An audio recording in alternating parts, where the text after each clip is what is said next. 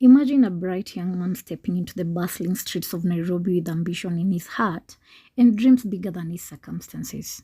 He is not born a criminal. He is curious, intelligent, observant, and hungry for success.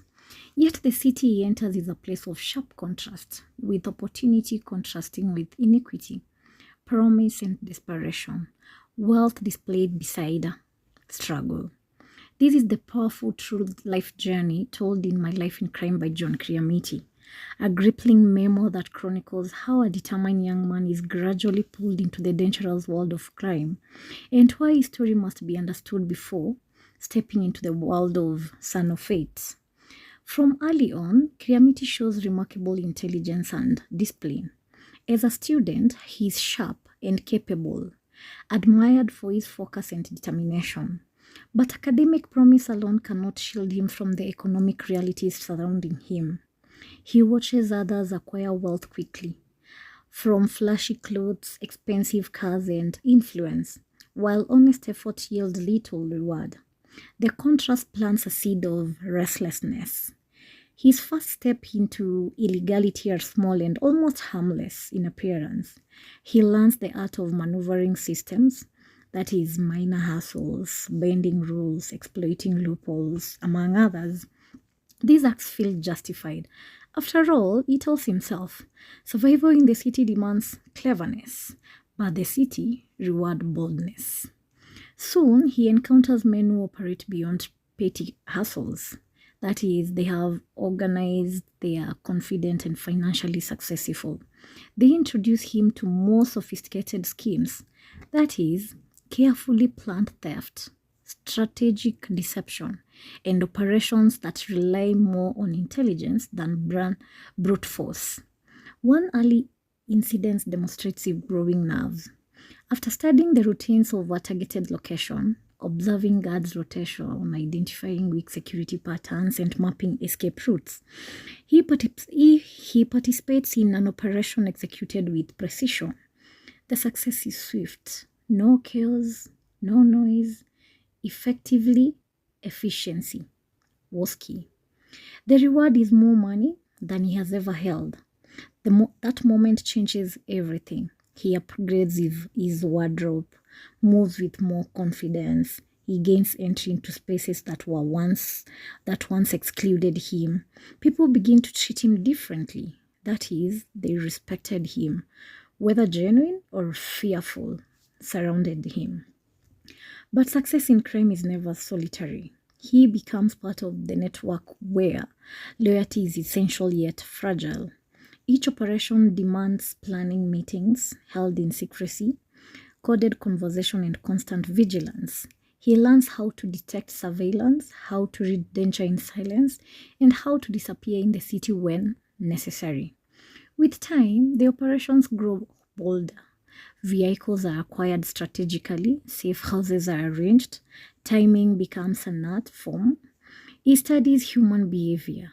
When people are careless, when guards grow complacent, when systems fail. One daring operation nearly collapses when unexpected security changes threatens the plan. Thinking quickly, he adjusts the strategy, averting detection and ensuring escape. His composure under pressure elevates his reputation. Within the underworld, he becomes known not merely for courage, but for precision and intellect. Money flows, nightlife beckons, luxury becomes normal, yet danger tightens its grip. Trust begins to fracture within the network. Rumor of informers spread. Police presence intensifies. Associates disappear without warning. Meetings become tense and conversations are guarded. Then comes the betrayal. A trusted contact provides information that leads authorities closer than ever before. Surveillance increases. Moments become restricted. Fear replaces confidence. Still, the illusion of control persists until the inevitable moment arrives. During what would have been another calculated operation, law enforcement closes in. Escape routes narrow. Siren pierce the air. The strategist becomes the hunted. His arrest marks a violent collision between illusion and reality. The man who once navigated the city unseen now faces the harsh visibility of custody. Courtrooms replace safe houses. Accusations replace admiration. The wealth that once symbolized success now stands as evidence. Prison strips away identity. Inside the cell, status disappear. Silence forces reflection. He replays decision in his mind. The first shortcuts, the first risk, the first justification. He confronts the realization that crime did not begin with one dramatic choice. No, it began with small compromises that accumulated into a life path. Yet even within confinement, insight began to grow. He observes fellow inmates, each carrying stories of circumstances, desperation, and misguided ambition. He begins to understand crime not as isolated wrongdoing, but as a complex intersection of environment, choice, and opportunity. My life in crime is not merely an account of theft and arrests.